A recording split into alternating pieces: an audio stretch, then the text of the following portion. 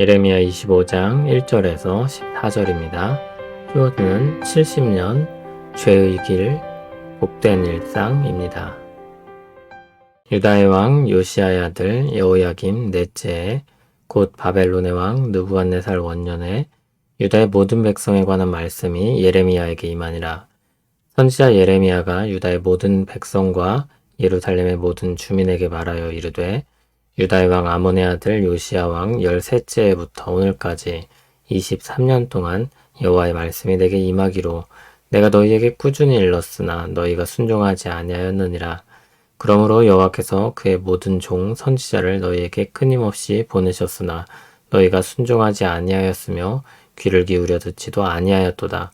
그가 이르시기를 너희는 각자의 악한 길과 악행을 버리고 돌아오라. 그리하면 나 여호와가 너희와 너희 조상들에게 영원부터 영원까지 준 그 땅에 살리라.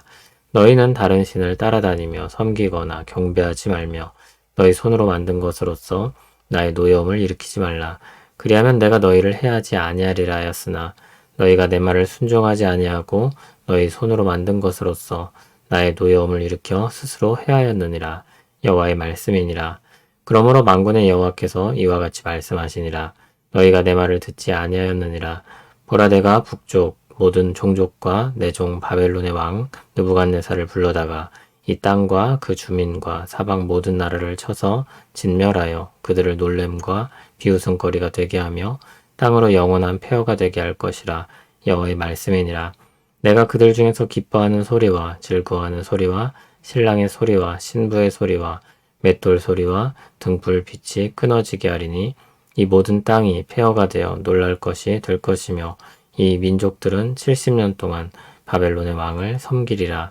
여호와의 말씀이니라. 70년이 끝나면 내가 바벨론의 왕과 그의 나라와 갈대아인의 땅을 그 죄악으로 말미암아 벌하여 영원히 폐허가 되게 하되 내가 그 땅을 향하여 선언한 바 곧 예레미야가 모든 민족을 향하여 예언하고 이 책에 기록한 나의 모든 말을 그 땅에 임하게 하리라. 그리하여 여러 민족과 큰 왕들이 그들로 자기들을 섬기게 할 것이나 나는 그들의 행위와 그들의 손이 행한 대로 갚으리라. 아멘. 오늘 내용은 여호야김 넷째 해에 주어진 말씀입니다. 24장 내용보다 이전의 이야기입니다.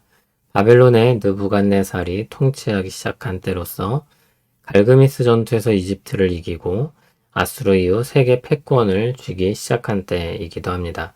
유다를 향한 하나님의 심판이 실현되고 바벨론에 패배하여 포로가 되기 시작한 때이기도 합니다. 이때 유다는 회개하지 않고 계속해서 악한 길에 서 있었습니다.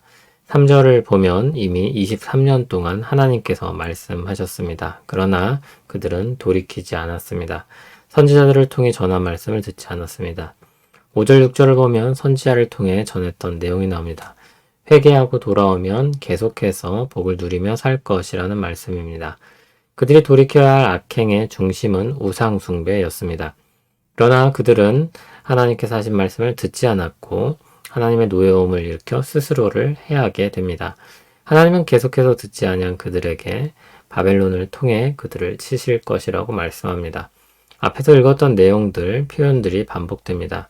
그 백성을 놀램과 비웃음거리가 되게 하실 것, 그 땅을 영원히 폐허가 되게 할 것, 기뻐하는 소리, 즐거워하는 소리, 신랑과 신부의 소리, 맷돌 소리와 등불빛이 끊어지게 할 것, 이런 내용들이 다시 반복됩니다.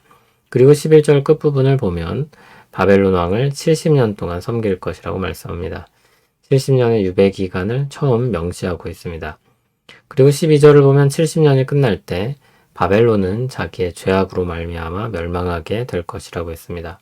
하나님은 바벨론을 사용하셨습니다. 그러나 바벨론은 하나님에 대한 의식이 없이 유다를 쳐서 멸망시킨 것입니다. 하나님은 그들이 가는 악한 길을 내버려 두셨고 그것을 통해 유다를 치신 것입니다. 다시 말해 유다를 바벨론으로부터 지키지 않으신 것입니다. 그리고 바벨론은 자기 죄로 말미암아 멸망에 이르게 됩니다. 오늘 말씀을 통해 유다와 바벨론을 보면 모두 자기 죄로 말미암아 멸망을 향해 갑니다. 누가 억지로 시켜서 죄의 길로 가는 것이 아닙니다. 자기가 좋아서 선택하고 행하는 것입니다. 어떻게 멸망의 길로 자기가 좋아서 갈 수 있을까요? 이것은 마치 몸에 좋지 않은 음식인 줄 알면서도 입맛에 맞고 좋아할 때 먹고 또 먹는 것과 같습니다. 특히 유다의 경우를 보면 하나님께서 그들을 제지하시기 위해 수많은 선지자를 보냈습니다. 그럼에도 듣지 않습니다. 그만큼 강력한 의지를 가지고 행합니다. 상습적으로 죄를 범하는 경우가 되면 죄에 대한 감각이 점점 무뎌집니다. 죄라는 사실을 잊고 외면하고 동화되기도 합니다. 수치심을 잃어버리고 자신의 악한 길을 더욱더 고수하게 됩니다.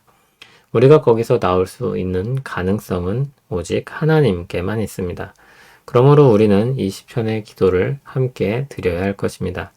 주의 종에게 고의로 죄를 짓지 말게 하사 그 죄가 나를 주장하지 못하게 하소서. 그리하면 내가 정직하여 큰 죄과에서 벗어나겠나이다. 아멘. 오래전에 운전학원에서 운전을 배울 때 80km가 넘으면 꼭 핸들을 두 손으로 잡으라고 했습니다. 운전을 해보신 분들은 무슨 이야기인지 알 것입니다. 80km가 넘어도 한 손으로 충분히 운전할 수 있습니다. 아무 문제 없이 목적지까지 갈 수 있습니다. 아주 오랜 시간을 달릴 수도 있습니다. 몇 년 동안 무사고일 수도 있습니다. 죄는 우리 마음을 그렇게 편안하게 만들고 아무 일도 없을 것처럼 계속해서 조금씩 선을 넘도록 부추깁니다. 가랑비에 옷 젖듯이 젖게 만드는 것입니다. 영적 민감성을 가지고 우리 삶을 돌볼 필요가 있습니다. 그것은 마치 건강 관리를 하는 사람의 모습과 같습니다. 안전을 중요시하면서 조심하고 규칙을 따르는 사람과 같습니다. 사소한 실수도 큰 문제를 야기하는 일을 할 때 집요하게 정해진 길을 따르는 것과 같습니다. 모자라거나 용기가 없거나 소심한 것이 아닙니다. 건강한 것이고 안전한 것이고 믿을 수 있는 것입니다. 일상적인 신앙생활이 바로 그런 일들입니다. 복된 일상입니다. 주님께 도움을 요청할 때 성령님께서 우리 마음을 새롭게 하시고 거룩한 열망을 따라 살게 하실 것입니다. 죄와 싸워 이기는 경험과 만족감, 그리고 그 길을 가며 누리는 즐거움을 얻게 하실 것입니다. 이 복되고 즐겁고 영광스러운 경험이 우리 삶에 더 풍성하기를 소원합니다. 주야로 주님의 말씀을 묵상하며 우리의 필요를 아뢰며 기도합니다. 주님의 위대하심을 찬양하며 우리에게 베푸시는 은혜를 찬송합니다. 연약하나 주 안에서 날마다 새로운 우리를 통해 주님께서 영광 받으시길 원합니다. 그 안에 있는 기쁨을 누리길 원합니다. 예수님 이름으로 기도합니다. 아멘.